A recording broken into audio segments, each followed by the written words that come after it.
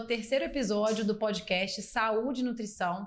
Eu me chamo Bárbara Costa, sou nutricionista e idealizadora desse projeto e hoje o tema é Obesidade em Foco. Então estou aqui com duas pessoas super queridas que eu tenho grande admiração, que é a Ana Tércia Persegoni, nutricionista, palestrante, criadora da primeira pós no Brasil em nutrição e endocrinologia e uma grande referência em obesidade, e a doutora Juliana Costa, médica, endocrinologista, especialista em tratamento de diabetes, doenças da tireoide e obesidade. Ju e Natércia, é um grande prazer estar aqui com vocês hoje. Eu me inspiro muito em vocês e estou muito feliz que vocês aceitaram o meu convite. Obrigada, Bárbara. Obrigada pelo convite. A gente também está muito feliz de estar aqui e vamos fazer um podcast incrível aqui para todo mundo que está assistindo a gente. Com certeza. Obrigada, Bárbara, pelo convite. É uma alegria enorme estar aqui com vocês hoje. Que bom, vamos para o bate-papo. Com certeza. Então, antes de a gente entrar no nosso bate-papo, nas perguntas, eu gostaria de trazer um conceito, né, sobre a obesidade, para não gerar nenhum tipo de dúvida. A obesidade, ela é caracterizada pelo excesso de gordura corporal e IMC acima de 30 quilos por metro quadrado. Ou seja, pessoal, IMC é o índice de massa corpórea. É uma razão quando a gente faz o peso dividido pela altura ao quadrado. Então, quando temos obesidade, nós temos esse IMC acima de 30. E temos as classificações da obesidade. Então, se temos um IMC de 30 a 35, temos obesidade grau 1, de 35 a 40, obesidade grau 2, e acima de 40 a gente tem obesidade grau 3 ou mórbida. Então, só para já relacionar esses conceitos que são importantes e não gerar dúvida. E importante também dizer, antes de tudo, que a obesidade é uma doença crônica, sendo assim, o tratamento é crônico. Então, já vamos entrar aí nas nossas perguntas. Natércia, conta pra gente qual a causa da obesidade, ou as causas. Uau, essa pergunta é até difícil a gente falar, né? Causa de obesidade, a gente tem várias. Na verdade, hoje talvez esse seja um dos grandes problemas que a gente tem com obesidade, porque se tivesse uma causa só, seria fácil tratar, né? Você vai lá naquele ponto e trata. Só que hoje você tem muitas questões que geram ganho de peso. Então você tem o ambiente, infelizmente a gente está vivendo num ambiente obesogênico, onde os alimentos, a oferta de alimentos ultraprocessados, repletos de xarope de glicose, açúcares concentrados, gorduras muito inflamatórias. Isso é uma realidade, né? Então está sendo muito oferecido mais até do que deveria. Isso gera uma desinformação na cabeça das pessoas, porque as pessoas não sabem escolher os alimentos, acham que sabem, mas não sabem, o rótulo, né, confunde. Você tem uma questão genética, que é claro que a gente não pode deixar de falar disso, mas hoje a gente sabe que a genética não é uma sentença. Então, por mais que você tenha uma predisposição genética, você consegue modular, né, silenciar alguns genes através do estilo de vida, da alimentação. Você tem muitas questões hormonais. Então, assim, isso é uma das coisas que eu tenho me dedicado a estudar nos últimos anos. Algumas alterações hormonais importantes que podem gerar maior predisposição a ganho de peso, né? Enfim, são muitas causas. Inatividade física, um sono de má qualidade, essa interrupção do ciclo circadiano. Então, é muito complicado você enumerar, você eleger, na verdade, uma única causa. Porque você tem tantas causas, e é por isso que o tratamento, ele precisa ser um tratamento transdisciplinar, porque você tem que focar em várias causas ao mesmo tempo. Por isso que é um desafio cada vez maior. Com certeza. E acho que é importante a gente ressaltar também que a causa, além de ser muitas causas, a obesidade ter muitas causas diferentes, ela normalmente, literalmente, ela é multicausal, né? Então, o paciente ele não é só sedentário, ele se alimenta mal e às vezes ele é sedentário e às vezes ele tem a genética, a predisposição. Então, são muitas coisas se correlacionando, né? Por isso a importância do tratamento multidisciplinar.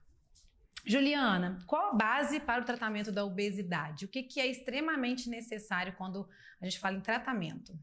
Então, a Natércia falou muito bem aqui, né, dessa questão multifatorial da obesidade, mas a gente continua sabendo que a base do tratamento é mudança de estilo de vida. Isso aí é uma coisa que nunca vai mudar. Então, melhora dos hábitos alimentares, melhora do exercício, realização de atividades físicas, né? Melhora do sedentarismo. Gerenciamento de estresse é outro ponto que a gente não pode esquecer também. E aí, assim, essa seria a base do tratamento. Muitos pacientes vão conseguir, né, ter uma melhora com esse tratamento. E alguns, mesmo melhorando hábitos de vida, praticando atividade física, gerenciamento de estresse, sono de qualidade, que a Ana Tércia também falou muito bem, né? A gente tem um sono de qualidade, também é importante no paciente obeso. Muitos pacientes com esse tratamento não vão conseguir perder peso, e aí esses pacientes são elegíveis para um tratamento medicamentoso e às vezes até para uma cirurgia bariátrica quando avaliados de forma adequada. Perfeito.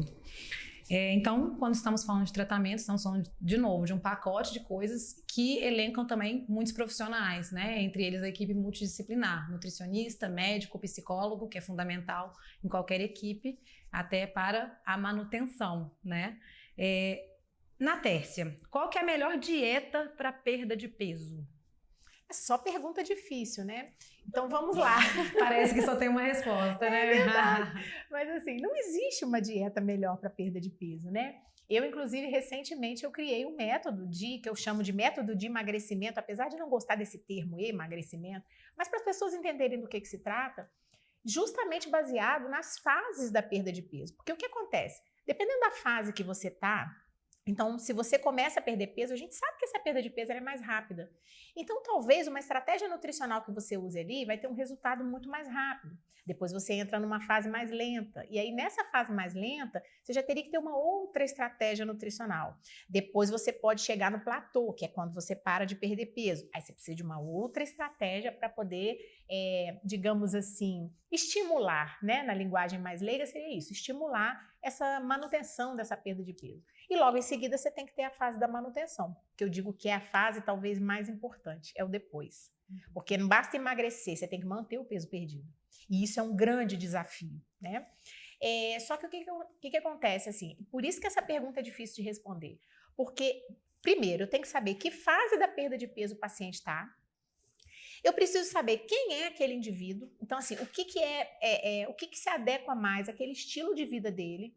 Então, muita gente fala assim, o que é melhor, detox ou low carb? Ou jejum? Ou é comer de 3 em 3 horas? Não tem essa resposta. Porque isso vai depender da pessoa que está ali na minha frente, do estilo de vida dela e, principalmente, do que ela vai conseguir fazer por um maior período de tempo, de preferência para a vida toda. Porque se a gente está falando de uma condição crônica que o indivíduo que vive com obesidade tem, a gente tem que pensar que ele vai ter que seguir isso para a vida inteira. Então, tem que ser algo que seja palatável, que seja... nunca vai ser fácil, mas que seja possível de ser incorporado àquela rotina. Então, essa sua resposta eu vou ficar devendo, porque não tem, assim, qual dieta é melhor. Depende do indivíduo, depende da vida dele, depende da fase do emagrecimento, depende de como que está aquele metabolismo. Então, são muitos fatores que a gente precisa observar para elencar uma estratégia nutricional naquele momento. Perfeito. Concordo, e já dando também a minha posição como nutricionista, eu falo que nunca existe a receita de bolo, né? A gente monta protocolos de acordo com a necessidade, com a aceitação. Eu gosto muito da ideia de inserir coisas novas e não ter a ideia de retirar coisas da alimentação, né? Hoje o conceito da nutrição mudou muito, então a gente sempre vai focar na parte qualitativa, pois é o nosso dever como nutricionista fazer isso, e até pela saúde do paciente, que é um paciente obeso, às vezes inflamado, com questões de saúde envolvidas, né? Mas hoje é importante também a gente elencar que a nutrição ela vem para poder também auxiliar no déficit energético também. Então, muitas vezes a gente negocia com o paciente o alimento que ele gosta, talvez de uma forma mais adequada. Então, nunca vai existir uma dieta ideal, sabendo que nós somos indivíduos únicos, né? Geneticamente e em todos os aspectos de vida e de biológicos e sociais, né? Na Tércia, quais condutas podem favorecer o paciente a começar a sua mudança do estilo de vida e do emagrecimento? O que você acha muito importante para dar aquele pontapé inicial? É para ser sincera? Então vamos lá. O que eu acho importante? O que eu percebo, até aí vem muito de prática clínica, de muitos anos de prática. Muitas vezes, aquele paciente ele precisa de um estímulo maior no início. Não adianta o paciente falar, agora eu vou mudar isso aqui, eu vou aos poucos. Às vezes, aos poucos não vai. Então, no início, eu percebo assim, que você realmente precisa virar uma chave. E aí, talvez, esse estímulo, eu sempre foco nisso, essa questão multiprofissional. Se o paciente tiver como ter o nutricionista, o endocrinologista, o personal trainer e também o psicólogo, eu falo que seriam os 4 profissionais, assim, fundamentais nesse momento.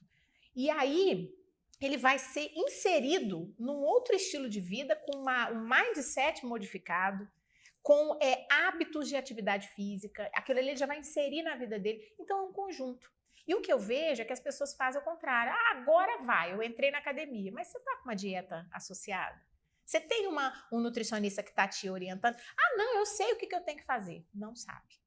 Não sabe. Porque ele vai dizer assim, eu vou cortar fritura, é aquilo que você falou, ele sai cortando um monte de coisa, quando o mais importante não é o que ele corta, é o que ele coloca. Para emagrecer, mais importante do que o que você tira da alimentação é o que você coloca nela. Quais são os compostos bioativos que você está colocando? Quais são as vitaminas que você está colocando ali para o seu metabolismo girar? Você tem um ciclo de Krebs, né? Você tem que fazer aquele negócio girar. Você está com alguma deficiência de mineral, de vitamina? Então, eu diria para você que, na minha opinião, o mais importante no início é a pessoa realmente focar e procurar esse atendimento de preferência multiprofissional e virar essa chave logo no início. Porque aí as dificuldades elas vão vir. Até porque hábito é algo que você tem arraigado, que você traz de uma vida inteira.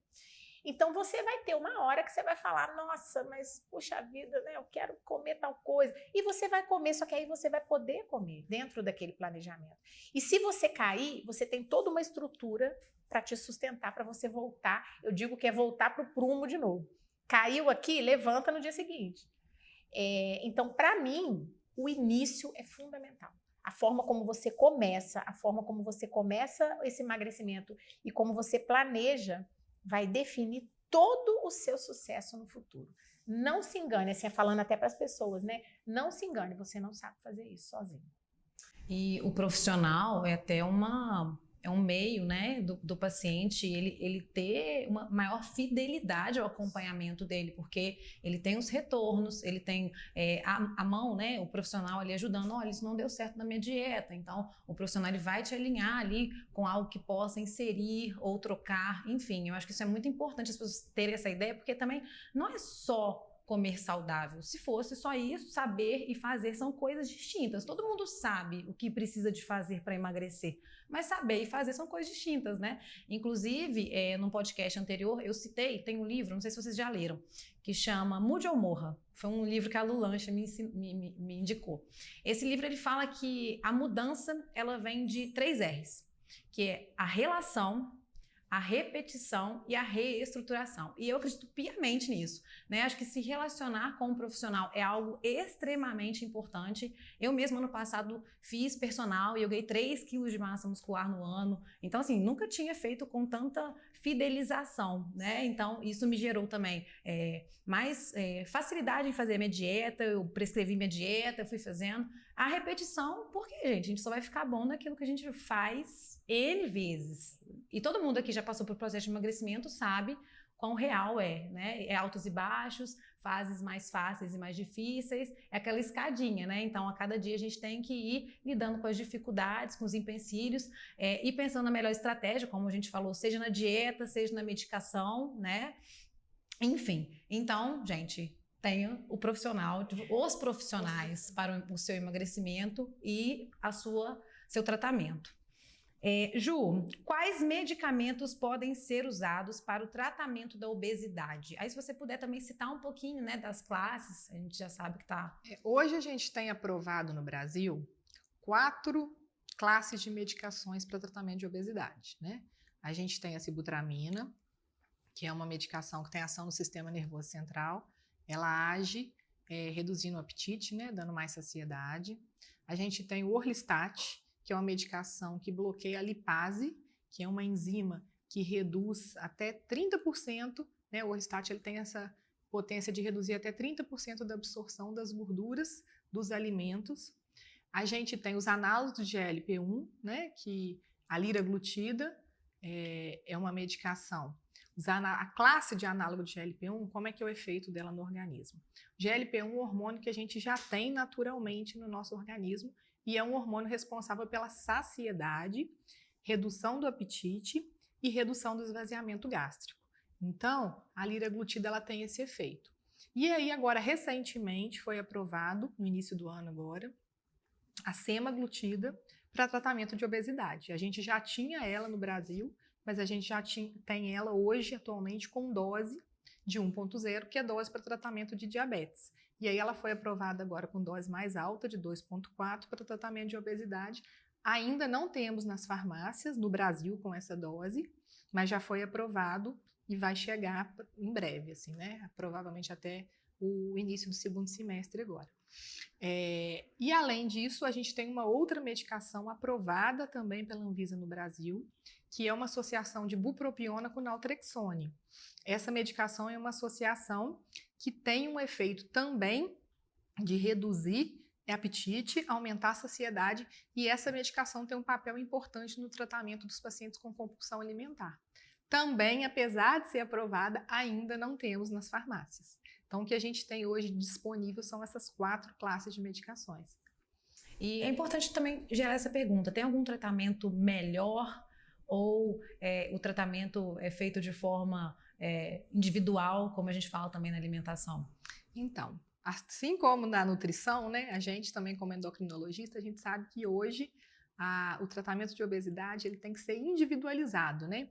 Então, assim, os pacientes, né, ninguém é igual ao outro, né? Então, da mesma forma que não existe receita de bolo para vocês montarem uma orientação de alimentação, também não existe receita de bolo para qual medicação se a medicação X vai ser boa para todos os pacientes. Hoje, quando a gente escolhe um tratamento, né, a gente escolhe baseado no perfil daquele paciente, nos fatores de risco que esse paciente tem. Então, a gente sabe que, por exemplo, os análogos de GLP-1, além de promoverem perda de peso, eles também reduzem a glicemia se o paciente tiver diabetes. Então, se for um paciente obeso com diabetes, o análogo de GLP-1 é a primeira escolha para ele. E quando a gente vai escolher a medicação, a gente tem também muita questão de observar o padrão de alimentação desse paciente. Então, hoje a gente se baseia muito nesses padrões alimentares. Então, o paciente, às vezes, fala pra gente, né, que ele é um paciente que tem um hábito beliscador, é um paciente que tem transtorno de compulsão alimentar, a gente vai ter uma escolha diferente para ele. É um paciente que tem um padrão hiperfágico, né? Que é o paciente que precisa comer grandes volumes para ter a sensação de saciedade. O análogo de GLP-1 também é uma medicação que vai ajudar muito nesse paciente, porque ele consegue dar mais saciedade e reduzir esse esvaziamento gástrico para ele ter uma saciedade mais precoce com um volume menor de refeições. Então, assim, a gente olha esses padrões, as comorbidades que esse paciente tem. Análogo de GLP-1 também foi aprovado nos pacientes que têm apneia do sono, ele melhora a apneia, a esteatose hepática, que são as outras comorbidades, né? Então, a gente olha sempre para a gente conseguir fazer um tratamento mais individualizado possível. Hoje, né, a medicina, como vocês na nutrição, a gente caminha para o tratamento cada vez mais individualizado e personalizado, né? Que eu acho que é isso que faz a diferença. Então, assim, quando eles pensam, eu vou usar, né? Porque tem muito isso, eu vou usar a medicação ou vou seguir a dieta que a minha prima está fazendo, que o vizinho está fazendo. Por que para ela funcionou, para mim não? Porque você é uma pessoa e ela é outra. Então, assim, são pacientes diferentes, são pessoas diferentes, fisiologias diferentes, né? Biologicamente diferentes. Então, assim, não existe o remédio que vai ser bom para todo mundo, não existe a dieta que vai ser bom para todo mundo. Cada paciente tem que ser tratado como indivíduo na sua individualidade ali. Perfeito. Gente, mais uma vez, a gente conclui que todo tratamento é individual, né? Então, assim, é bom a gente também ressaltar com essas questões dos análogos, né? Na mídia, e principalmente essa compra feita sem receita, muitas vezes de uma forma, minha amiga emagreceu 8 quilos, a pessoa vai e utiliza. Literalmente, a gente não sabe se isso é bom para você, né? Se você vai ter o mesmo efeito. A gente vê no consultório pessoas tendo resultados totalmente diferentes com a mesma dose da medicação. Por quê? Porque talvez para aquela pessoa ela foi necessária, ela coube de uma forma melhor, e para outra talvez não entrou de uma forma tão personalizada. Então, vale a pena a gente realmente pensar mais uma vez e ter o acompanhamento profissional, né, gente? Ju, quando é indicado a bariátrica e quais os tipos de bariátrica, se você quiser citar um pouquinho? Então, a cirurgia bariátrica, hoje a gente, né, tem isso bem claro, né? A cirurgia bariátrica ela é indicada para os pacientes que têm o IMC acima de 40 e que tem falha no tratamento clínico. O que é tratamento clínico? Ele começou lá de baixo, né? Mudança de hábito alimentar, exercício físico, e aí ele não teve uma perda de peso adequada. E aí ele evoluiu para tratamento medicamentoso, que ainda é tratamento clínico, e também não teve um resultado esperado. Esse paciente, né, com um IMC acima de 40, que é classificado como obeso, grau 3, ele vai ter indicação de cirurgia bariátrica. Além disso, os pacientes que têm IMC acima de 35 com comorbidades também têm indicação de bariátrica. Então, o que seriam as comorbidades? O paciente que, além da obesidade, né, aí grau 2, que tem um IMC acima de 35, tem diabetes, tem hipertensão, esteatose hepática, apneia do sono, doenças osteomusculares, então osteoartrose. Esse paciente também, se tiver falha no tratamento clínico, também é um candidato à cirurgia bariátrica. E uma terceira indicação seria o paciente que tem a obesidade grau 1, ou seja, o IMC entre 30 e 35, e que tem um diabetes de difícil controle e que esse diabetes esteja instalado há menos de 10 anos. Essa é uma terceira indicação da cirurgia bariátrica, que nesse caso ela é chamada inclusive de cirurgia metabólica. Uhum. E aí agora em relação à segunda pergunta, né, dos tipos de cirurgia que a gente divide as cirurgias bariátricas em duas classes. São as cirurgias desabsortivas e as cirurgias restritivas. Por que tem essa divisão? Porque hoje a gente tem 4 técnicas cirúrgicas de cirurgia bariátrica. 2 delas são as cirurgias mais usadas no mundo todo, que é a bypass gástrico. Como que funciona a bypass? O cirurgião faz uma redução do estômago e faz um desvio do intestino. Essa cirurgia ela é chamada de mista. Ela é uma cirurgia restritiva porque a gente reduz a capacidade gástrica e faz esse desvio do intestino para reduzir a absorção dos nutrientes, né, dos alimentos. Então, ela é uma cirurgia mista, restritiva com desabsortiva. A segunda cirurgia mais usada é a sleeve, que é uma gastrectomia vertical. O que é isso? Ele só mexe no estômago. Ele vai e faz uma redução da capacidade gástrica. Então, assim, só para a gente ter uma ideia, né? O estômago, ele tem uma capacidade, em geral, de 1,5 a 2 litros de capacidade de armazenamento. Nessa cirurgia, ele fica com em torno de 150 ml. Então, ele fica como se fosse uma manga, assim, de uma camisa, um tubo. E essa cirurgia não mexe no intestino. Então, ela é uma cirurgia somente restritiva, ela não tem desabsorção. E aí, qual que é assim? Tem as vantagens e desvantagens em relação a elas. Quando você faz uma cirurgia só restritiva, você tem uma redução da má absorção, então, dos alimentos. Então, as vitaminas, principalmente lipossolúveis, né, que a gente tem que repor na cirurgia desabsortiva, essa a gente tem uma melhor absorção dessas vitaminas, então a gente tem menos deficiência de vitamina D, de vitamina E, de vitamina B12, não só as lipossolúveis, ferro também, que é uma deficiência importante que a gente tem quando você tem uma cirurgia desabsortiva. Então, a diferença das duas é em relação à deficiência de vitaminas e, além disso, em relação à perda de peso. A cirurgia mista ela tem uma perda de peso um pouco maior, por ela ser restritiva, mais desabsortiva. A cirurgia só restritiva, a perda de peso é um pouco menor, mas ela tem menos deficiência de vitaminas. As outras 2 técnicas cirúrgicas que existem são muito pouco utilizadas, que é a técnica de Scopinaro, que é uma cirurgia muito desabsortiva, e aí ela dá muita deficiência de vitamina, dá muita diarreia, então é uma técnica que está sendo mais assim abandonada. E a 4ª técnica que a gente tem é uma que chama banda gástrica ajustável, que é colocado um anel na entrada do estômago e esse anel ele faz uma restrição ali no estômago para reduzir também essa capacidade do estômago. A questão do anel é que à medida que vai passando o tempo ele vai alargando e aí ele precisa ser novamente ajustado. Então é uma cirurgia que tem uma perda de peso muito inferior às outras 2 técnicas e também por isso está sendo menos usada. Perfeito, perfeito. Ju, após a bariátrica, a obesidade é curada? Então, a gente sabe que a obesidade é uma doença crônica, então não há cura para a obesidade. A gente tem um controle, então a gente fala em obesidade controlada, né? O paciente que faz cirurgia bariátrica, ele tem que ter muito esse conceito na cabeça. Então, o paciente, mesmo fazendo a cirurgia bariátrica, tendo essa perda de peso, atingindo metas, é um paciente que ele precisa ser acompanhado para o resto da vida. Ele tem que ter isso em mente. Ele vai fazer a cirurgia bariátrica, se ele tiver indicação, e depois da cirurgia bariátrica, ele precisa manter, né, a mudança do estilo de vida, atividade física, todas as orientações para o paciente obeso que não fez bariátrica também servem para o paciente que fez bariátrica, para a gente não ter um grande problema que a gente está tendo hoje, que é o reganho de peso pós-cirurgia bariátrica. Perfeito. É bom de pontuar, pessoal, que o reganho de peso, ele acontece, né, principalmente depois do segundo ano pós-bariátrica.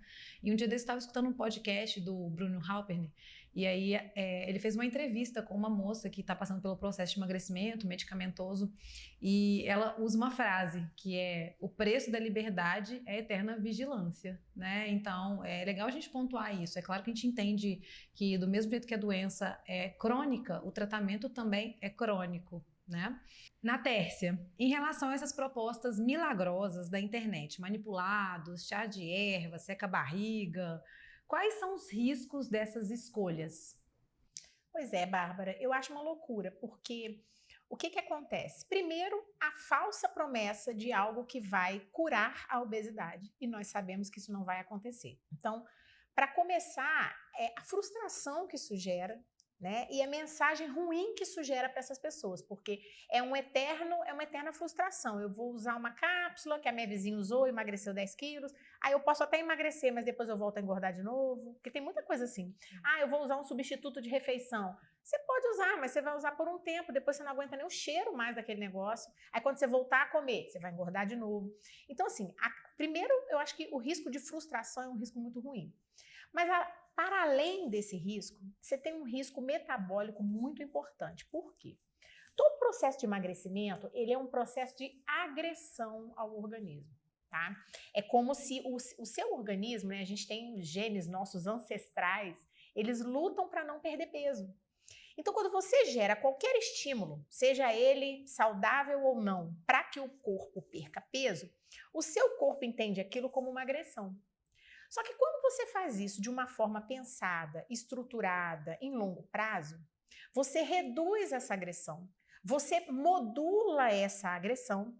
Então você sabe que assim, eu vou estruturar vamos chamar de dieta, né? Essa palavra está um pouco mal falada, mas eu gosto da palavra dieta. Eu vou fazer uma dieta, mas eu vou controlar aquilo ali. Não vai ser algo muito restritivo, vai ser algo compatível com a vida dessa pessoa.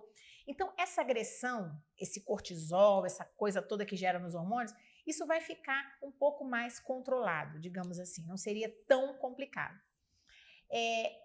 Quando você faz algo por conta própria, ou uma dieta muito restrita, ou você faz essas coisas milagrosas, emagreça 10 quilos em 2 semanas, o que acontece? Você está gerando uma agressão muito grande para esse organismo.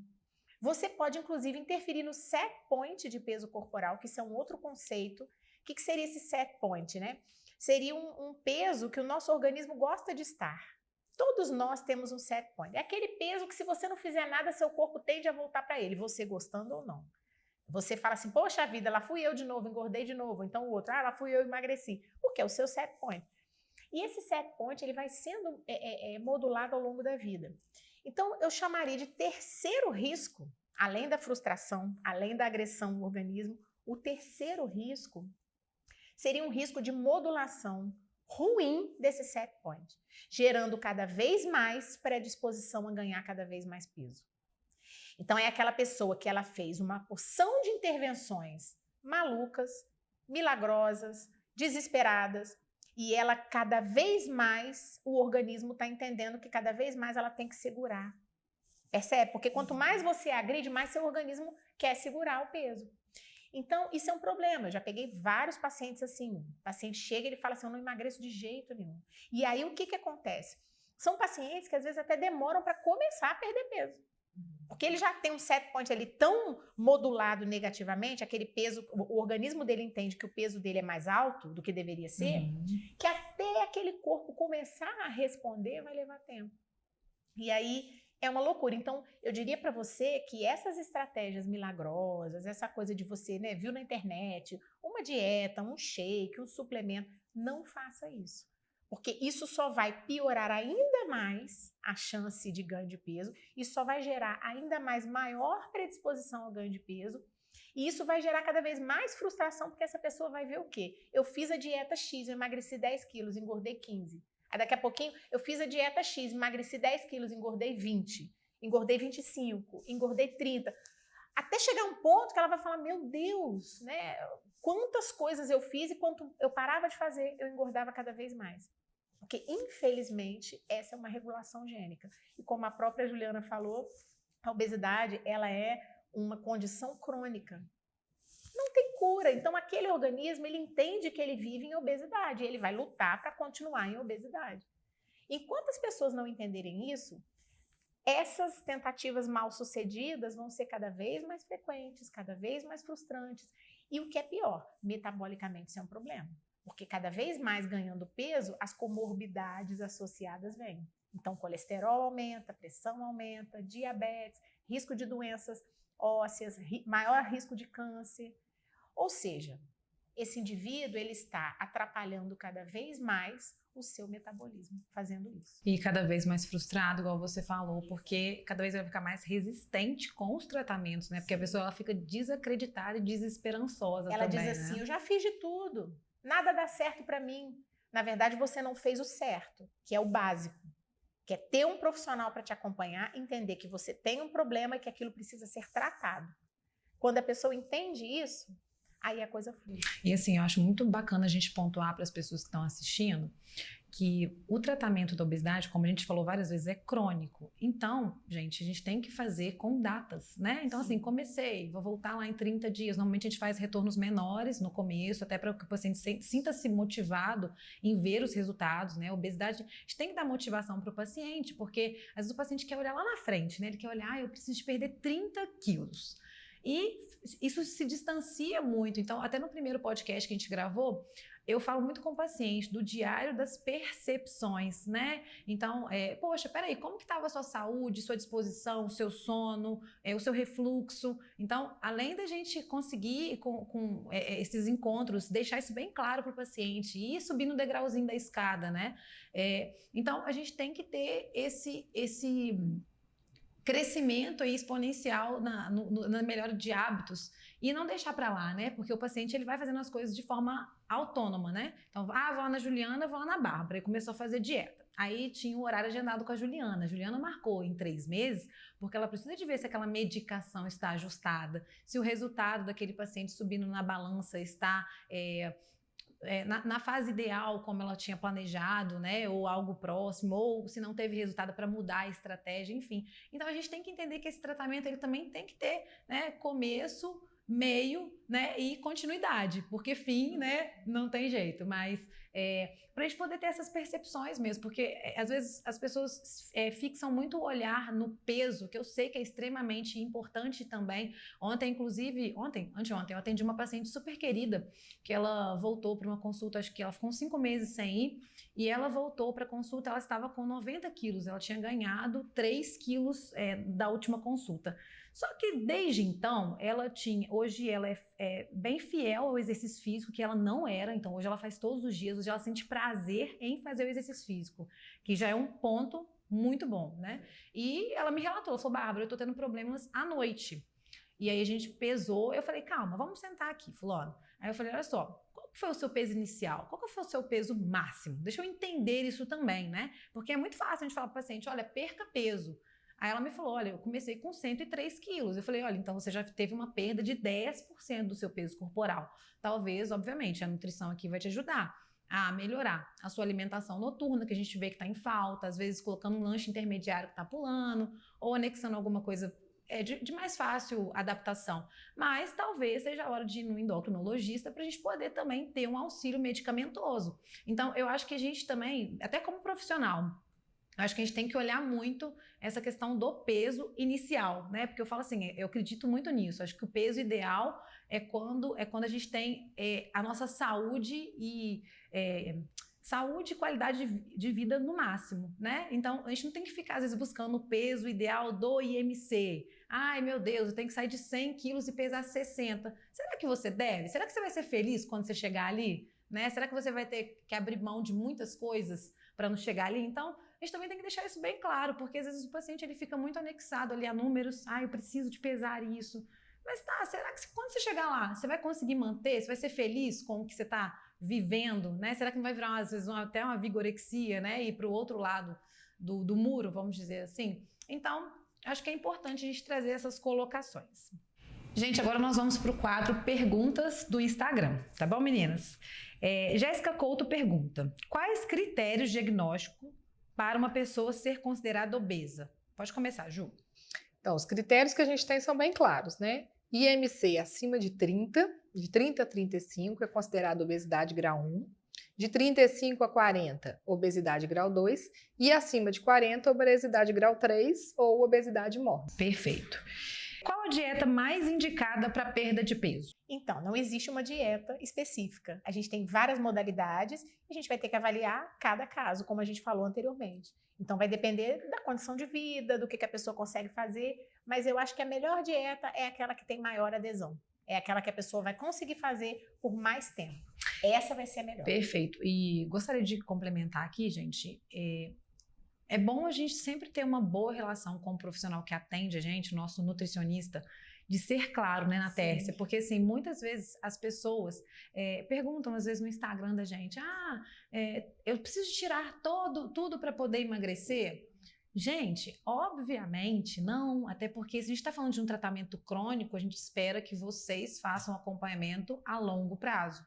Para isso, a gente vai ter que fazer evoluções de incluir, às vezes sim, reduzir, né, um alimento, mas a gente ter essa clareza do que a gente não está disposto a abrir mão também, né, o que é muito difícil. Eu acho que é muito importante a gente ter essa conversa clara para que a gente não se veja errando todas as vezes, né? Isso é muito frustrante, a gente começar uma dieta. Eu olhando lá atrás, nunca tive obesidade, mas tive muita dificuldade em aderir a hábitos alimentares saudáveis, e a minha maior dificuldade era comigo mesmo. Então, quando eu errava, eu tinha dificuldade de retomar. Aí eu falava, já que tá ruim mesmo, né? Já que... Aí deixava para lá. E hoje, entendendo sobre...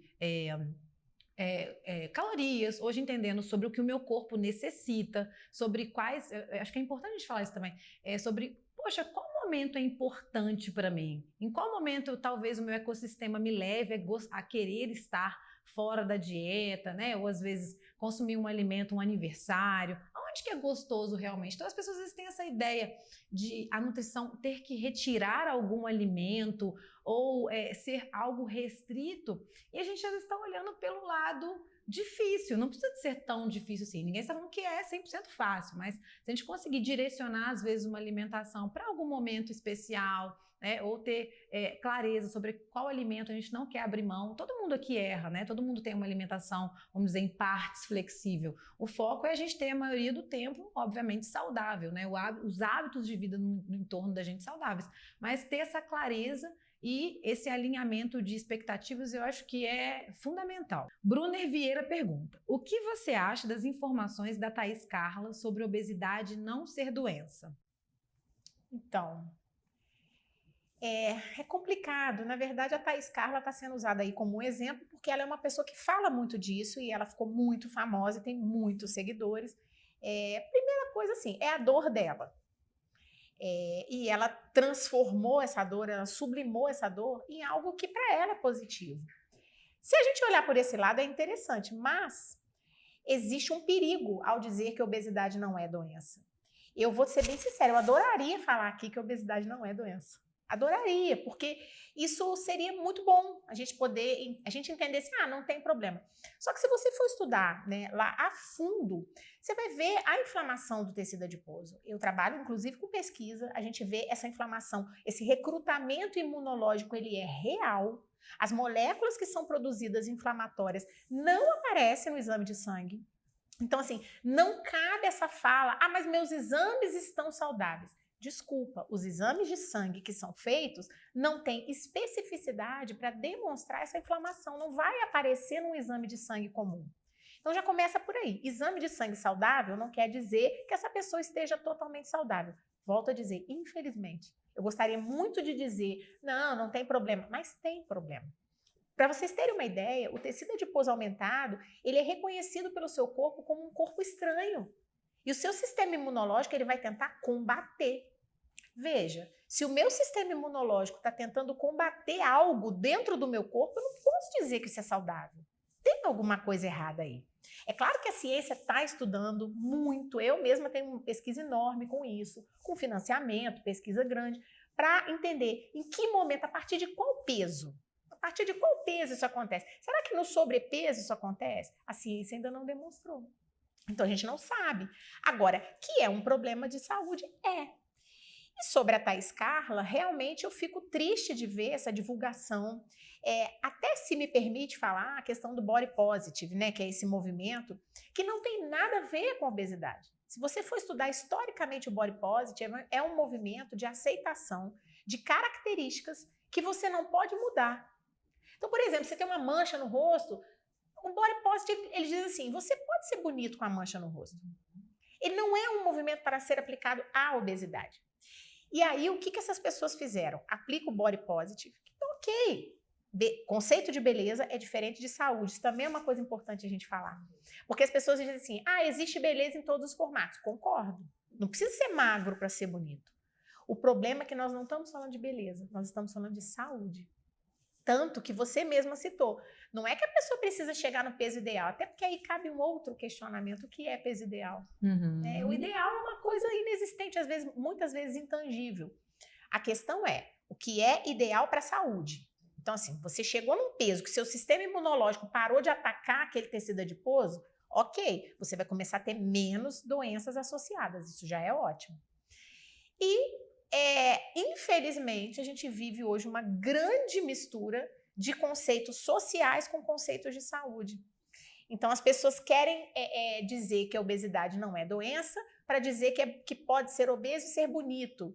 Percebe que são coisas diferentes? Uma coisa é você falar de padrão de beleza. Ela pode se achar bonita e muitas pessoas podem achar e realmente ela tem a beleza dela, independente de estar acima do peso ou não. Eu posso dizer que a Thaís Carla é bonita, mas eu não posso dizer que ela é saudável. Percebe?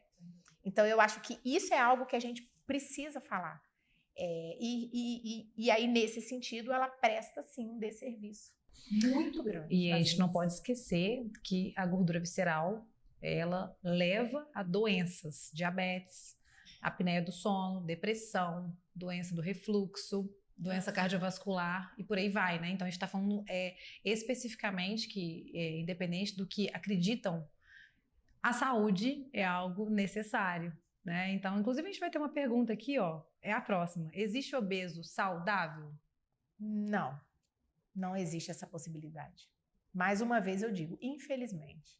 O que a ciência hoje tenta entender é a partir de qual peso, a partir de qual quantidade de gordura corporal isso deixa de ser saudável, porque nós temos classificações específicas que a gente usa na prática clínica, que são, como a doutora Juliana falou, o IMC, ok, precisamos usar. Usamos percentual de gordura, também é um índice interessante. Isso tem sido discutido se é isso mesmo, pode ser que os parâmetros daqui a um tempo mudem, mas o fato não sabemos a partir de qual peso, pode ser que varie de uma pessoa para outra, mas saudável não. E eu acredito também que as pessoas têm uma dificuldade de entender, o meu exame tá bom, mesmo eu sendo obeso. Gente, o que é um exame bom? Vamos entender, né? Porque assim, às vezes a gente pega uns exames, a glicose está dentro do parâmetro de referência. Está no valor máximo. Vamos entender, às vezes a insulina está lá em cima, a homocisteína está aumentada, então são exames às vezes que as pessoas nunca fez, aí... O exame tá bom, tudo bem, mas o exame ainda está bom, né? Em algum momento ele pode alterar. Igual, por exemplo, a gente às vezes vai pegar, eu tenho pacientes de 30 anos, muitos pacientes nessa faixa de 30 anos com obesidade. Por enquanto, graças a Deus, está bom, né? Então, ela está obesa, os exames estão bem. Então, tem tudo para poder você começar o seu tratamento e bem. Mas, em algum momento, a obesidade ela vai continuar te inflamando, a inflamação de baixo grau. Se você não mudar os hábitos, pelo contrário, só vão piorar e te inflamar mais. E talvez, em algum momento, alguns exames vão passar a ser ruins. Então, acho que é muito importante a gente ter esse entendimento, porque é algo que eu escuto sempre. Só complementando aí, né, o que vocês estão falando, que eu acho que é importante quem está assistindo a gente aqui saber, tem os estudos já mostram que, por exemplo, mesmo esse obeso, né, que é dito saudável, né, que apesar de estar obeso ainda está com os exames bons, a gente sabe que esse paciente ele já tem resistência insulínica, só pela obesidade. E os estudos já mostram que a própria resistência insulínica já é um preditor de doença cardiovascular. Então, assim, mesmo antes dele desenvolver diabetes ou pré-diabetes, ele já tem um risco aumentado de doença cardiovascular só pela resistência insulínica. Ele já tem uma lesão endotelial, que é ali das artérias, justamente por essa resistência insulínica. Então, quando ele fala, meu exame tá bom, não tem diabetes, a glicemia tá boa, ele ainda não tem, muito provavelmente, se ele continuar obeso, no futuro ele terá pré-diabetes ou diabetes, mas ainda que ele não tenha diabetes ou pré-diabetes, ele já tem uma agressão endotelial que aumenta muito o risco dele ter um infarto ou um AVC no futuro. É verdade. Existe essa classificação, e eu acho que talvez isso tenha confundido tudo, que é da obesidade metabolicamente saudável, que inclusive já está caindo por terra, porque o que seria obesidade metabolicamente saudável? É a obesidade onde coexiste o peso elevado sem alterações de exames de sangue, alterações bioquímicas. Mas isso vai acontecer. Para vocês terem uma ideia, os estudos, eles mostram que desde o início do ganho de peso até o diagnóstico de diabetes, leva-se em torno de, em média, 10 anos. Caraca. Isso já está descrito na literatura, já existe esse tempo bem definido. Então, durante esses 10 anos, o paciente pode dizer o quê? Eu tenho excesso de peso, mas eu estou saudável. Na verdade, o organismo dele silenciosamente está fabricando um diabetes. Aí, de repente, ele tem o diagnóstico, vai lá na doutora Juliana e tem um diagnóstico de diabetes. E muitos dizem assim, nossa, eu fiquei diabético de repente. Não fica de repente. Isso é algo que vai sendo fabricado pelo organismo ao longo de 10 anos e que pode não aparecer e muitas vezes não aparece no exame de sangue. Então, veja, não dá para dizer que tem obesidade saudável, a gente sabendo dessas informações. E levando um pouquinho além também, né, pessoal? Assim, às vezes quando a gente ganha um pouquinho de peso, né, às vezes, exemplo, não tem nada a ver especificamente, mas a gravidez, eu ganhei 8 quilos. Já era mais difícil andar, já era mais difícil subir uma escada. Então, naturalmente, a gente vai sentindo no nosso dia a dia algumas coisas, um refluxo, às vezes o paciente está acima do peso com a gordura visceral. Então, não basta, acho que é um conjunto, saúde é um conjunto de questões, né? Então, é o físico, sim os exames estarem ok, porque eu falo, em algum momento não vai ficar bom, né? Então, esperar para quê? Né? Então, fica a dica, pessoal, olhem os exames e também olhar quais exames, né, Ju? A Ju, a gente tem muito paciente em comum e eu gosto de pedir exame, para ser bem sincera. Claro que a gente vai pedir qualquer exame para qualquer paciente, mas, poxa, meu paciente está indo lá se tratar, ele quer ter um atendimento individual, então por que não? Não vou pedir uma insulina dele, eu vou pedir uma homocisteína, fazer uma avaliação completa dele. Ele está indo lá para poder dar uma olhada em tudo, né? Então, acho que as pessoas têm uma mania de um padrão muito batido. Um colesterol, uma glicose. Tá, mas uma glicose sozinha? Uma glicose com uma glicada, né? Enfim. Então, prestem atenção nisso. Qual a carga da genética na obesidade? Essa pergunta é muito boa. Então, a gente sabe que hoje de 25% a 40% dos pacientes obesos têm um componente genético para obesidade. Mas é importante a gente deixar muito claro aqui que esse paciente, se tiver genética para obesidade, não quer dizer que ele vai ser um paciente obeso. Por quê? A genética ela é multifatorial, não é só a genética. Então, a gente precisa de um paciente que tenha genética para obesidade, estar num ambiente obesogênico, ou seja, o que é isso? Ele ter maus hábitos de vida, né? Maus hábitos alimentares, ele ser sedentário, qualidade de sono ruim, gerenciar o estresse, né? lá em cima. Então, esse paciente que tem essa genética, estando nesse ambiente, ele tem um risco muito grande de desenvolver a obesidade. Mas isso não quer dizer que se ele tem a genética, que ele vai ser um paciente obeso.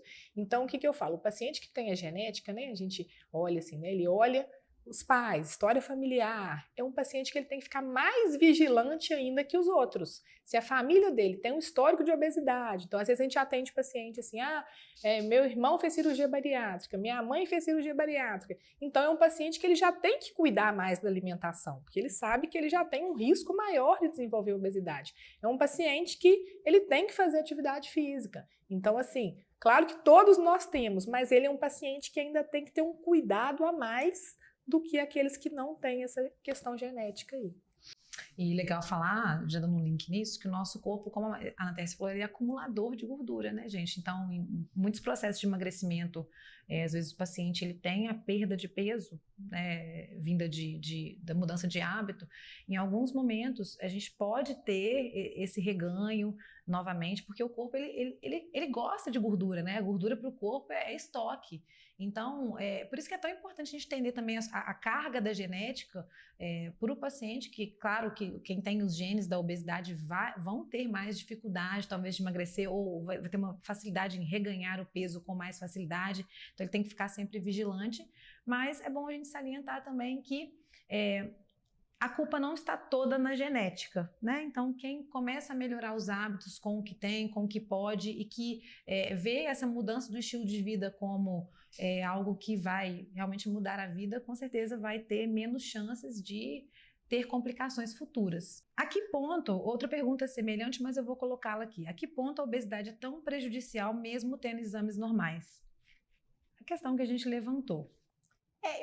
Eu gosto de falar que, assim, saúde, medicina, nutrição, trabalha com estatística. Então, eu não posso chegar e dizer, olha, a pessoa tem obesidade, ela necessariamente vai ficar diabética, ou vai ter diabetes. Mas a chance é muito maior. Então, talvez, entender essa questão da estatística, porque eu já peguei muito paciente que falou assim para mim, doutora, mas a minha tia Cotinha, vamos falar de um personagem fictício, a tia Cotinha, né? A tia Cotinha, ela viveu até os 90 anos, ela sempre foi gordinha, ela nunca se tratou, comeu tudo errado e viveu até os 90 anos. Tá, meu querido, é estatística, sua tia Cotinha deu uma sorte danada. Então, assim, você pode escolher trabalhar com a sorte, né? Você pode pegar uma roleta russa e participar. Já ouviram falar em roleta russa? Né? Que é aquele negócio assim, se a bala for para você, ok, mas se você quiser brincar disso, você vai contar com a sorte? Eu posso também não trabalhar e ficar jogando na loteria, quem sabe um dia eu ganho. Então, é mais ou menos por aí, a gente está falando de estatística.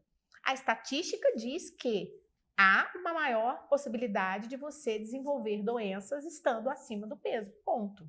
Se a sua tia Cotinha esteve acima do peso e não ficou doente, é contar com a sorte. São fatos, né, gente? Para que a gente vai esperar piorar se pode melhorar, né? Então, acho que a gente tem que ser positivo. E eu acho assim, a gente também, né, no paciente que está ou com sobrepeso ou obesidade, a gente também não tem que ficar só preso aos exames. Claro que isso é uma avaliação a mais, né? Mas a gente tem que pensar na qualidade de vida desse paciente, né? Esse paciente, mesmo tendo lá uma glicemia normal ainda, como a gente disse, né? Colesterol ainda tá bom. Mas como é que esse paciente está quando ele precisa subir uma escada? Esse paciente, ele está tendo dor articular? Será que ele já tem dor nos joelhos? Às vezes a gente tem paciente jovem, obeso, que já tem dor no joelho para caminhada no plano, caminhada curta, de uma esquina até a outra. Esse paciente, ele vai muito provavelmente desenvolver osteoartrose bilateral dos joelhos e ele vai evoluir para uma cirurgia para correção dessas artroses, às vezes antes de estar idoso. Então, assim, paciente que tem dificuldade para amarrar o sapato. Então, paciente que ele era obeso, mórbido, que ele precisava, ele não conseguia sair de casa se não tivesse outra pessoa em casa, a esposa dele, para amarrar o sapato, porque ele não conseguia amarrar o sapato. Ele tinha falta de ar para poder tomar banho, por causa da obesidade. Então, assim, quando a gente fala em obesidade, a gente tem que olhar um indivíduo muito além de exames, né? A gente tem que olhar a qualidade de vida que ele está tendo. O paciente, às vezes, tem uma apneia de sono tão grave por conta da obesidade, que no outro dia ele acorda, assim, destruído. Ele fica o dia inteiro sonolento, porque ele teve vários episódios de apneia à noite e a qualidade de vida dele é zero. Ele parece que ele está dormindo bem, mas no outro dia ele tem uma fadiga. Então, assim, são outras questões que é a obesidade e outras, assim, às vezes até invisíveis, né? A Natécia falou da questão do câncer. Então, assim, a gente sabe que a obesidade ela aumenta muito o risco de câncer.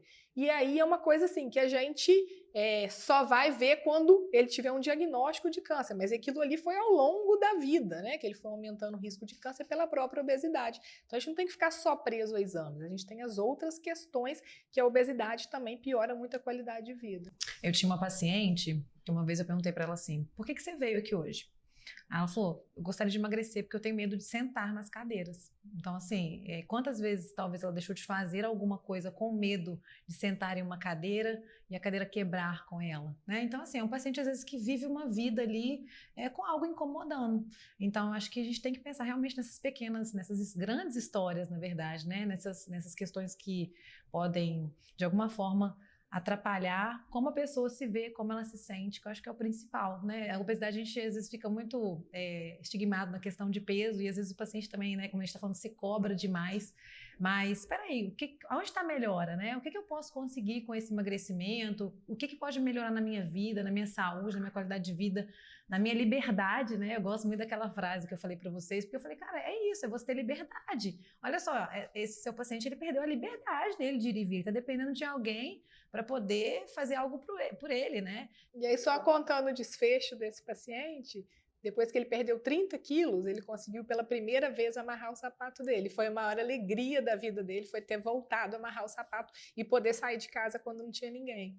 Então, assim, você vê que, assim, ele nem me perguntou, assim, quanto que ele estava pesando, assim, quando ele perdeu cerca de 30, foi 29 quilos mais ou menos, ele falou, doutora, eu já estou muito feliz, eu estou conseguindo amarrar meu sapato e eu consigo sair de casa, mesmo a minha esposa não estando em casa. Então, assim, é uma coisa assim que você consegue mudar a vida, a história de vida do paciente, né?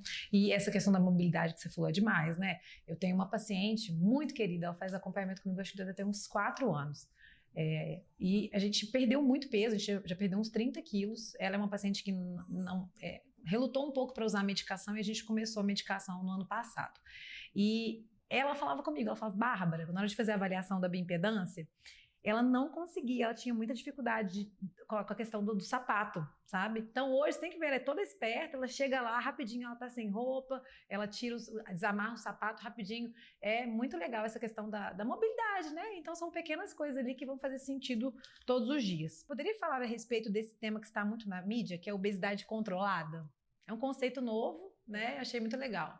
A obesidade controlada, ela foi um conceito, na verdade, que até o Bruno Halper, né, que veio com isso através da Abeso, e é bem interessante, porque seria o seguinte, basicamente é o seguinte, você não teria que emagrecer até chegar o seu peso ideal.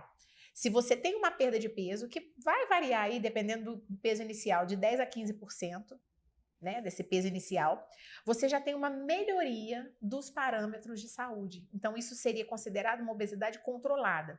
Muitas vezes o indivíduo ele não sai da obesidade, ele continua em obesidade, mas é aquele comparativo dele com ele mesmo. Então, sei lá, ele estava em obesidade grau 3, ele desceu para grau 2, ele já melhorou. Mesmo que ele ainda esteja classificado como portador não, né? Como paciente que vive com obesidade. Porque aí o que acontece? Para ele, aquele organismo diminuiu o impacto. Então, basicamente, seria isso. É claro que tem uma tabelinha. Quanto maior, se for um obeso grave, ele precisa perder mais peso para ser considerado controlado. Se for um obeso não grave, né? Ele perde aí em torno de 10%. Mas seria basicamente isso. Uma perda de peso em torno de 10% do peso corporal desse indivíduo com obesidade já seria classificado como obesidade controlada. Perfeito. E aí, assim, só complementando, por que isso, né? Porque, assim, a gente vê os pacientes sempre chegando no consultório querendo aquela meta do IMC ali para ele sair da obesidade e depois ainda sair do sobrepeso, né? Então, às vezes a gente pega um paciente obeso grau 2, grau 3, ele já vem com aquele número, aquele peso que ele considera bom para ele. E a gente sabe que muitas vezes esses pacientes não vão chegar nesse peso, né? E às vezes nem tem que chegar naquele peso, né? A gente sabe que perda de peso de 5 a 10% do peso já tem uma melhora metabólica importante para esse paciente.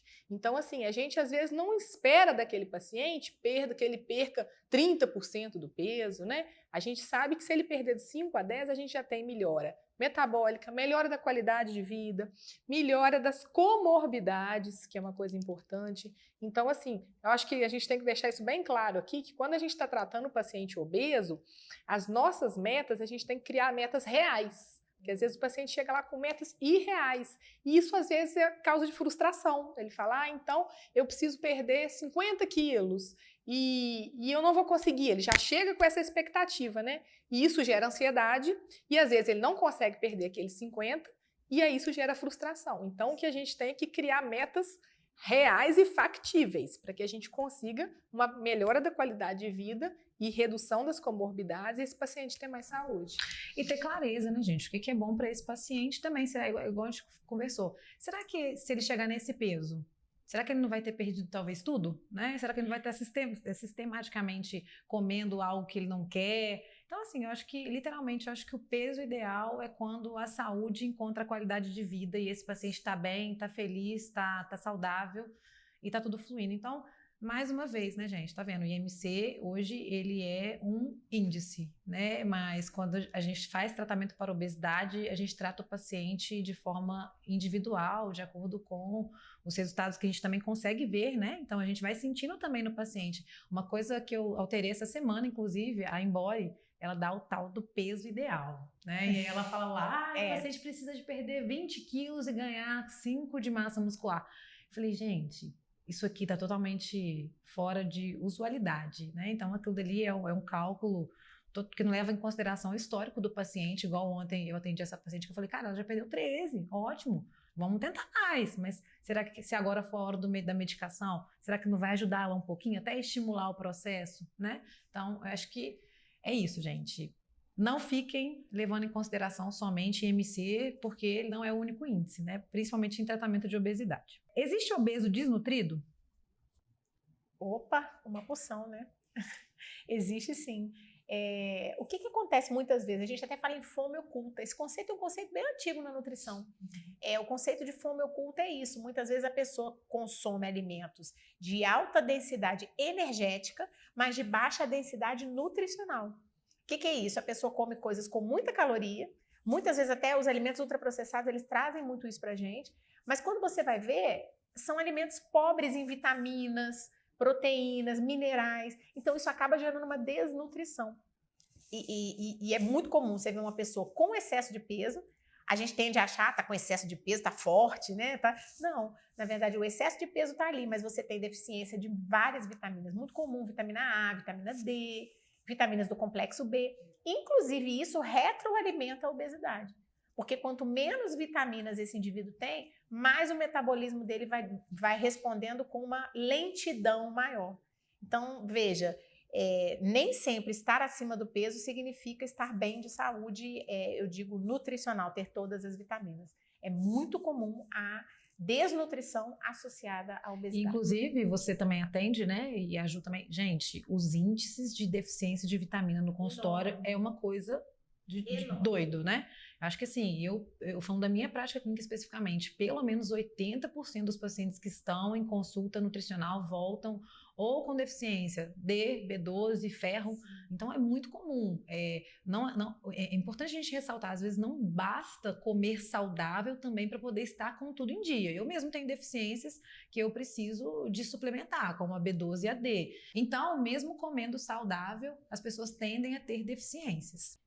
Quais são os fatores que levam uma criança a ganhar peso a ponto de ser diagnosticada com obesidade? Um tema muito relevante, né? Obesidade infantil é um tema bem complexo, até porque era algo que a gente não tinha tanto, e agora a prevalência está cada vez maior. Eu acredito que comece com a introdução alimentar, de forma incorreta. O que acontece muitas vezes, assim, eu sou mãe, né, e a gente percebe, você não é fã do filho comer bem, você quer dar comida para o filho, esse menino tem que comer, tem que crescer, e aí nisso, muitas vezes, você acaba dando uma quantidade de alimentos além, muitas vezes que não são saudáveis. A gente tem uma enorme propaganda de alimentos infantis, de alimentos que não são saudáveis, que não são bons, mas direcionados para o público infantil. Inclusive, a gente tem aí, a legislação está cada vez mais acirrada, que bom, né, com relação a isso. Isso é algo que tem sido muito discutido. Os danoninhos, os biscoitinhos, os suquinhos para criança. Você vai no mercado, tudo que é voltado para criança não é saudável, com raríssimas exceções. E essa coisa, então assim, introdução alimentar, por exemplo, uma coisa que se discute muito. Todo mundo faz o que com a criança? O que todo mundo sabe? O ideal é aleitamento materno. Aí, chegou lá nos 6 meses de idade, já tem que começar a dar comida. O que as pessoas fazem? Dá fruta. Hoje se discute se a fruta é o ideal. Talvez seria melhor começar com legume. Porque o paladar doce já está presente na criança. Você dá fruta, você reforça ainda mais esse paladar doce. E todo mundo faz o quê? Vou começar com a frutinha. Então, isso já é algo que precisa ser pensado. Aí, na introdução alimentar, o que muitas pessoas fazem? Pegam aquelas fórmulas lácteas. Se você for olhar rótulo de fórmula láctea, a maioria tem xarope de glicose, que é algo altamente, se existe essa palavra, engordativo. O xarope de frutose. Ácido palmítico, né? O óleo de palma, extremamente inflamatório. Todas as fórmulas infantis têm. Aí, quer dizer, já começa lá no início. Essas crianças usando essas fórmulas lácteas.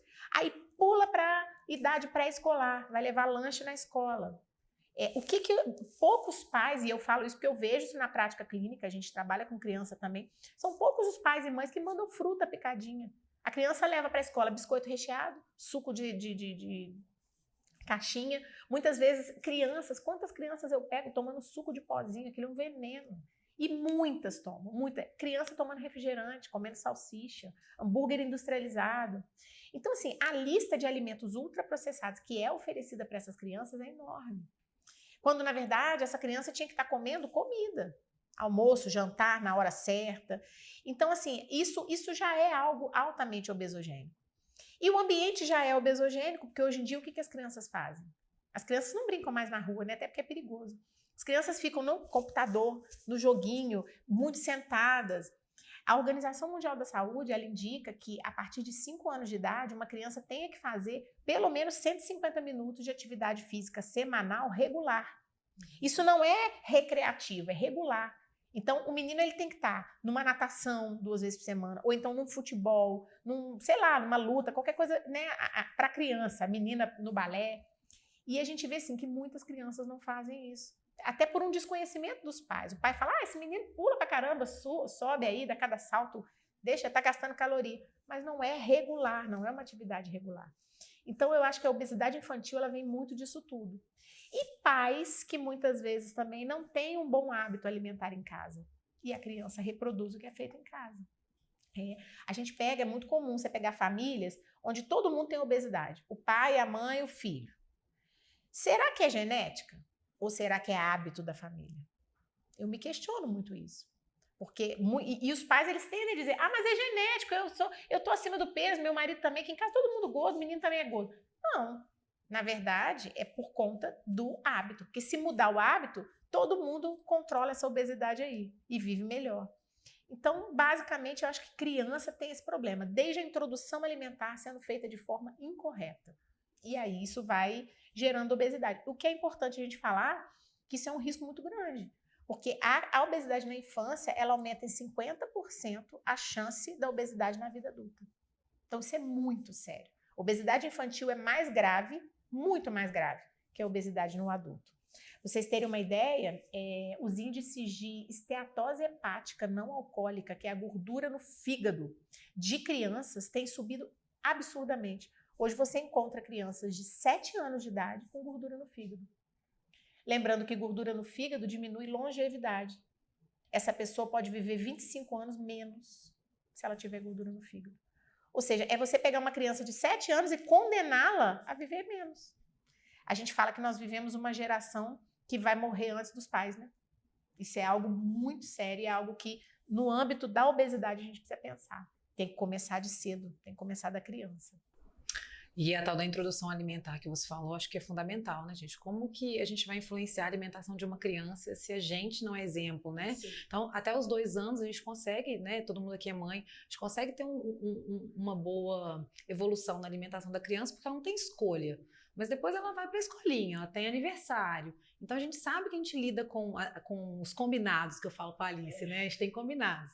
Então a gente sabe que a gente tem que ter hora que tem que liberar, né? Tem hora que a gente também, nós temos que levar o alimento saudável para a escola, né? Então acho que tudo isso vem muito de casa. Então na clínica, né? Nós temos a Bruna que trabalha com alimentação infantil e eu falo, Bruna, você tem que fazer pacote, porque se tratar só de uma alimentação de uma criança, não vai dar resultado. Então, a gente é o ecossistema, né? Eu gosto muito dessa palavra. Então, assim, nós adultos temos o ecossistema. A gente tem aquele amigo no qual leva a gente, influencia a gente para bebida, que influencia a gente na alimentação errada, no churrasco. A gente tem aquele amigo que chama a gente para poder fazer uma caminhada, né? A galera da academia, às vezes, que faz o spinning junto. Então, a gente tem esses ecossistemas também que levam a gente para o bem, que é bom a gente estar ali no processo de emagrecimento próximos a ele, e a gente também tem o ecossistema ruim. E quando o ecossistema ruim é dentro da nossa casa? Né? Eu tive muita dificuldade na minha casa.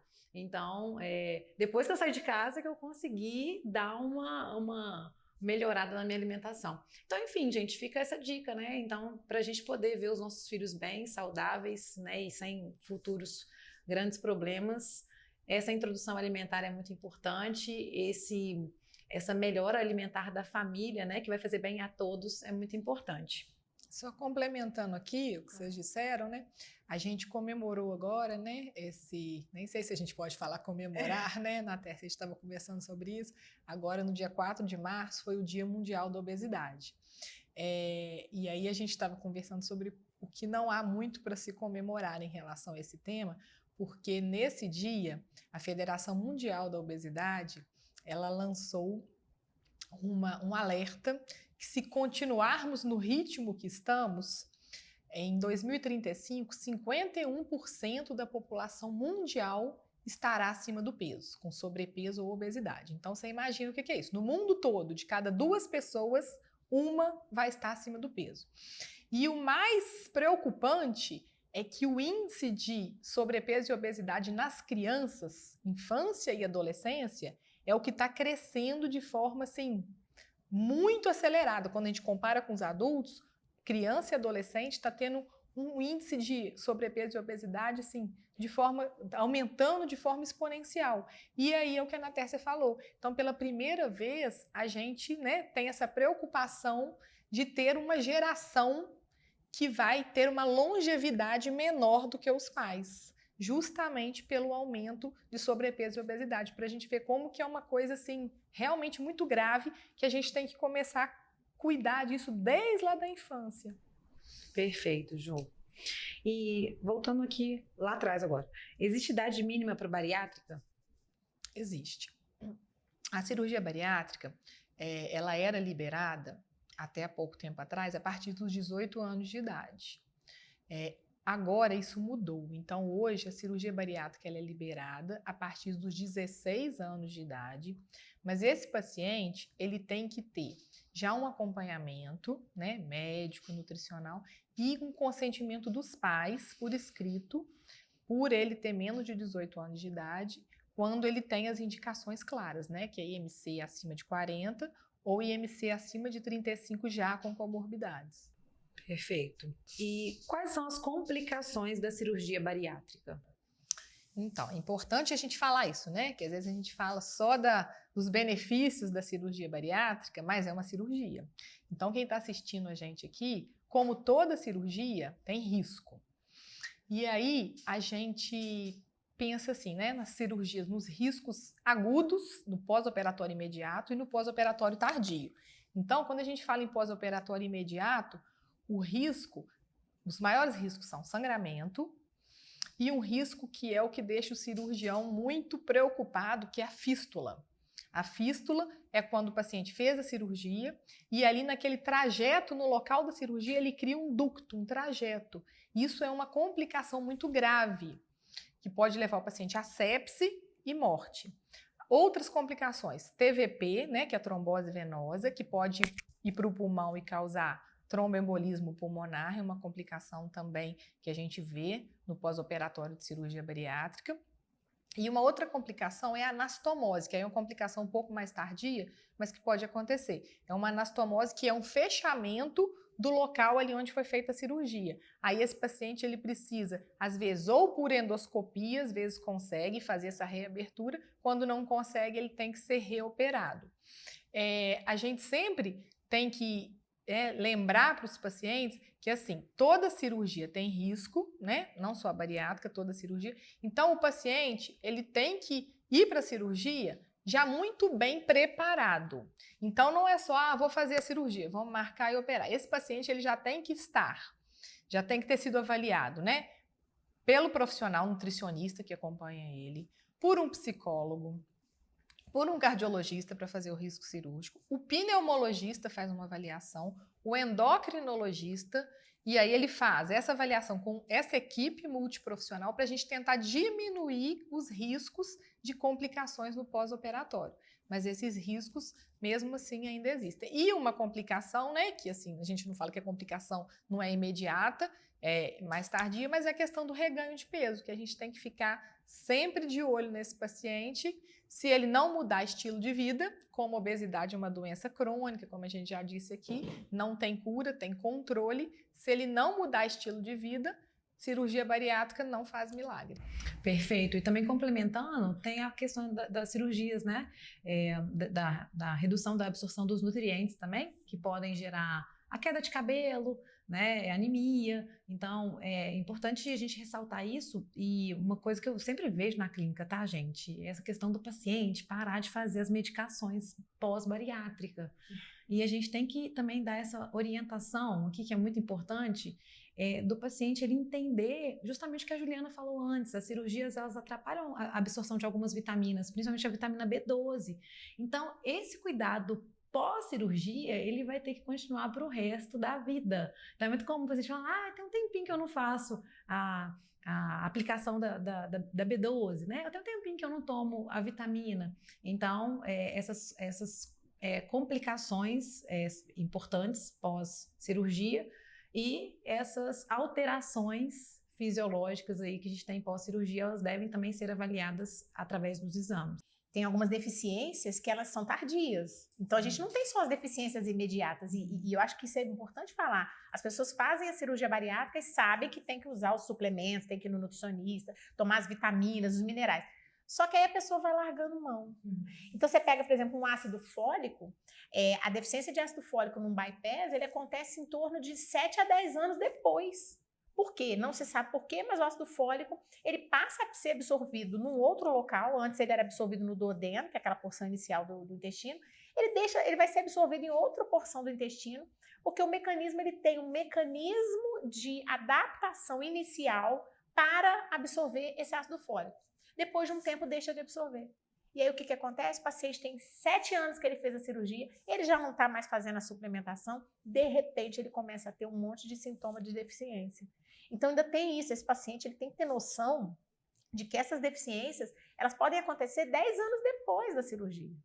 Então, é isso, o tratamento ele é para a vida toda. Fez cirurgia bariátrica, vai ter sempre que avaliar, vai ter sempre que suplementar, não tem como.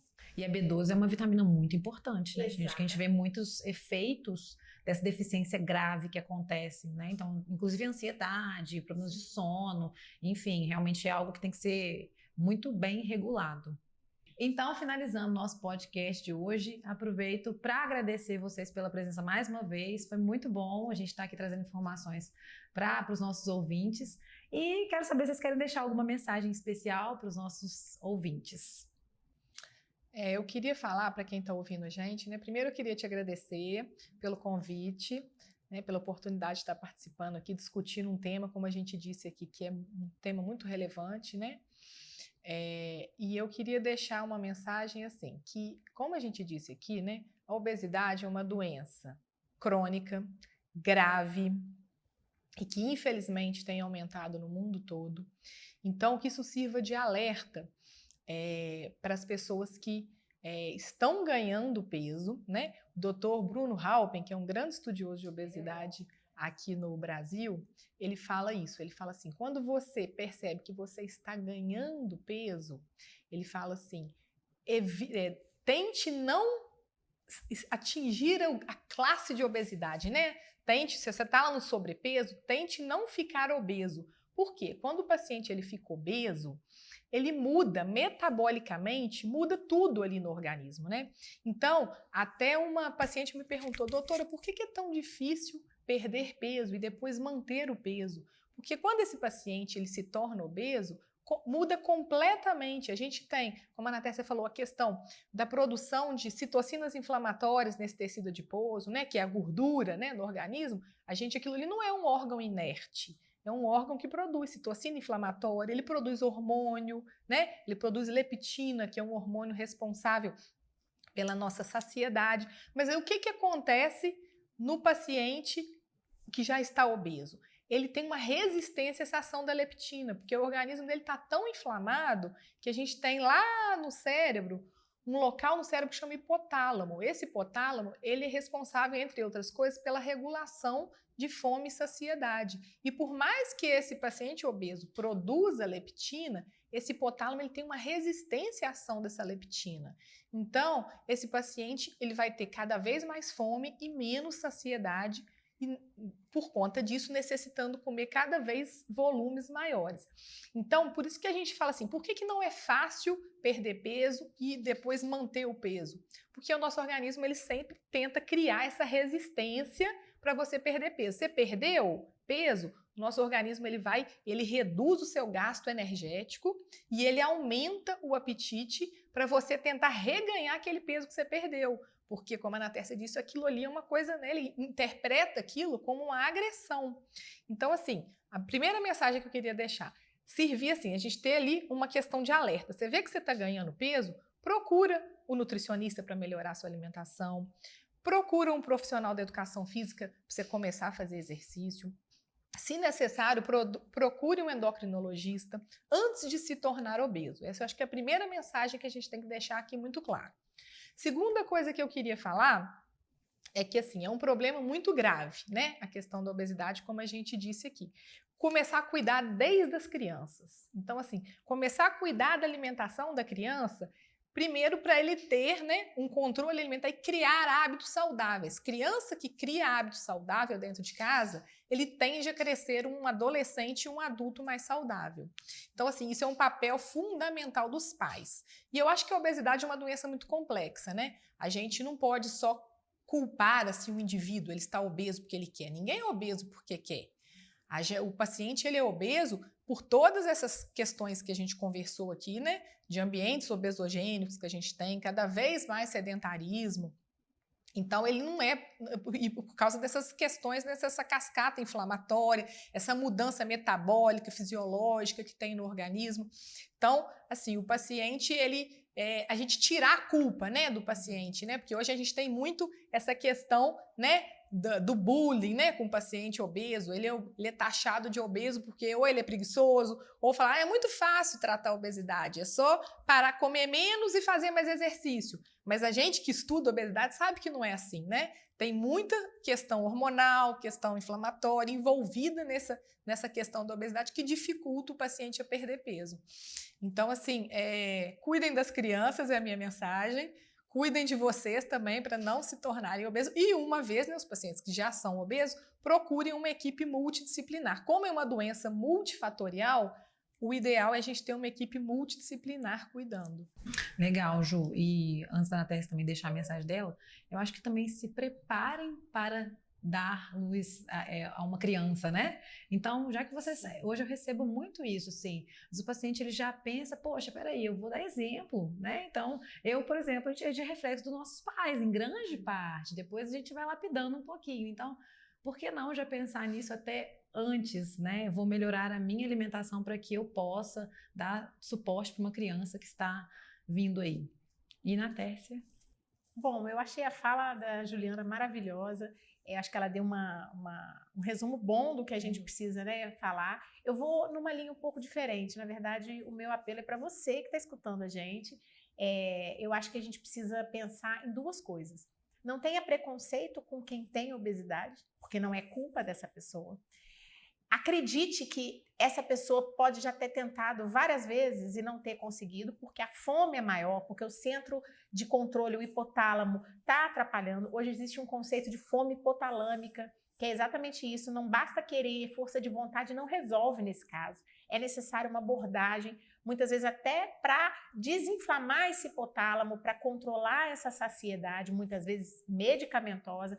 Por isso que é importante, né, a gente trabalhar junto. Então, assim, a minha dica é: não tenha preconceito com a pessoa que vive com obesidade. Ao invés de apontar o dedo, estenda a mão.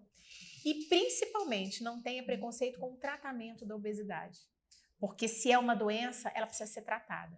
E eu vou falar algo que eu sempre falo aqui, que nem é da minha alçada, porque eu como nutricionista, eu trabalho com comida, mas eu acho que é muito mais importante, mais vale uma obesidade medicada do que uma obesidade não tratada. Então, não tenha preconceito. Se precisar de medicamento, use o medicamento. E vá no nutricionista e faça a dieta associada, porque também quem usa medicamento, se não fizer a dieta, não vai adiantar. Então, faça tudo junto. É muito melhor você se tratar do que você se recusar a fazer o tratamento por um preconceito, que a sociedade ela é gordofóbica, ela tem preconceito, e você está piorando cada vez mais a sua saúde. E saiba, o tratamento é para a vida inteira. E muitas vezes, se tomar remédio, vai precisar tomar remédio para a vida inteira. E ok, um bom médico vai saber avaliar isso. E a gente que é nutricionista, junto, dando as mãos, a gente vai conseguir tratar, vai conseguir controlar essa doença que é tão difícil, que é tão grave. Então, esse é o meu recado para vocês. Demais. E eu quero só finalizar aqui, dando um link para isso aí. Semana passada, eu recebi uma paciente que reiniciou o tratamento pela 3ª vez. E aí eu perguntei para ela assim: por que você está aqui? Ela falou assim: Bárbara, porque teve um dia que eu escutei um podcast que falou assim: e se eu parar de desistir? Então eu achei demais isso. Então esse é o recado para vocês. Então quem tem dificuldade, e se você parar de desistir? E se você entender o recado que a gente deixou para você e continuar a caminhada, né? Então é isso, não pare de desistir, não desista de jeito nenhum. Busque pessoas para poder te dar a mão, estender a mão, te ajudar, porque é possível o tratamento. Então, Natércia, Juliana, muito obrigada pela presença de vocês. Foi muito bom o nosso bate-papo. Agradeço demais. Eu que agradeço o convite, a honra e parabéns pelo podcast, que está maravilhoso. Obrigada, querida. Obrigada, foi muito bom poder participar com vocês. Admiro muito as duas, que possamos fazer outros podcasts. Com certeza. E, gente, vou deixar aqui a rede social da Ju e da Natércia para vocês poderem seguir elas. Um grande beijo, até o próximo episódio. Tchau, tchau.